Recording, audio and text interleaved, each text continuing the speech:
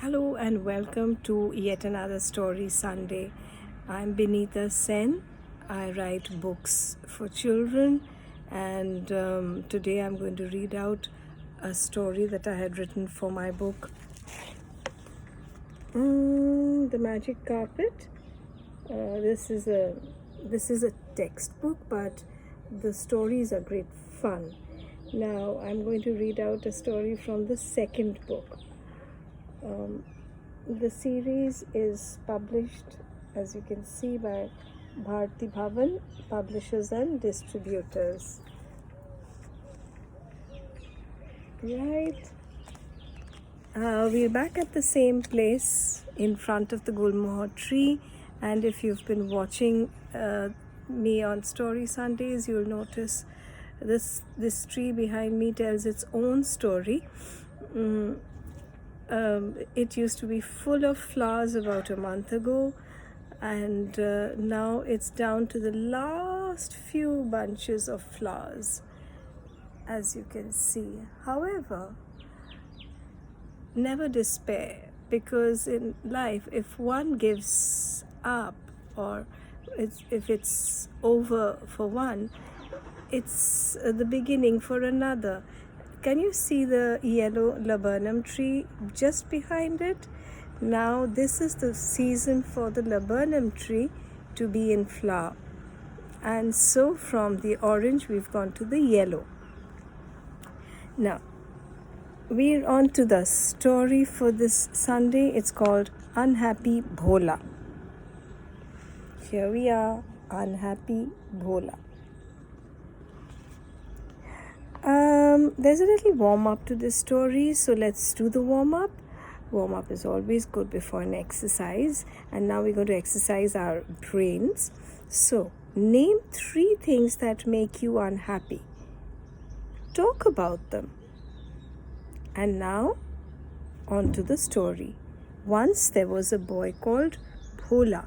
He was always unhappy. He complained about everything around him. Every morning, he would wake up and grumble, "I feel so sleepy. Why can't I get up later?" Now, do you know what grumble means? It means to complain. At night, he would grumble, "It is so boring to sleep. Why can't I play longer?" Bhola grumbled before going to school. "Why do I have to go to school? Why can't I stay at home and do what I want to do?" On a holiday, he would grumble, "I have nothing to do. I want to go to school. Why do we have holidays?" In summer, he would complain about how hot it was, like it is now. In winter, he was unhappy because it was too cold. When it rained, Bhola was angry. "It is so wet and muddy. Eee! I can't go out," he complained. Bhola was so unhappy that he did not notice how beautiful his village was. All around him were trees and flowers. The trees were full of fruits. Birds sang on the trees and squirrels played catch with each other. There are some squirrels that live in the tree behind me, and they play catch with each other almost all day. People smiled and sang, and some even danced, but Bhola saw none of that. He was too busy complaining. One day, Bhola sat under a chiku tree. The tree was full of chiku fruit. Some were green, some were ripe and brown. Not far away, he saw a creeper on the ground. It was full of big, heavy melons. A family of deer was happily eating the melons. "If I could make the world again," grumbled Bhola, "I would hang the large melons on a big tree and let that creeper have small fruit," he said. "Whoever planned this world got it all wrong. The big fruit should have been hanging from a tree.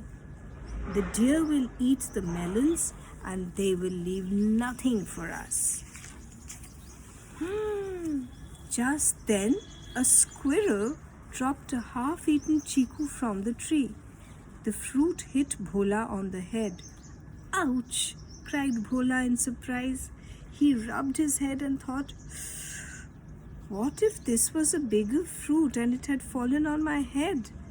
What if I was right and the melon grew on the tree? He looked up at the fruit on the tree and smiled. I'm glad melons don't grow on trees, he said.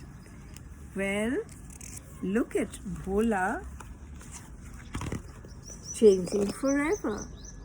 I'm glad melons don't grow on trees, he said as a chiku landed on his head. Thank you for being with us this Story Sunday, and stay safe, stay at home, till we meet again next Story Sunday. Bye-bye. This is Benita Sen signing off.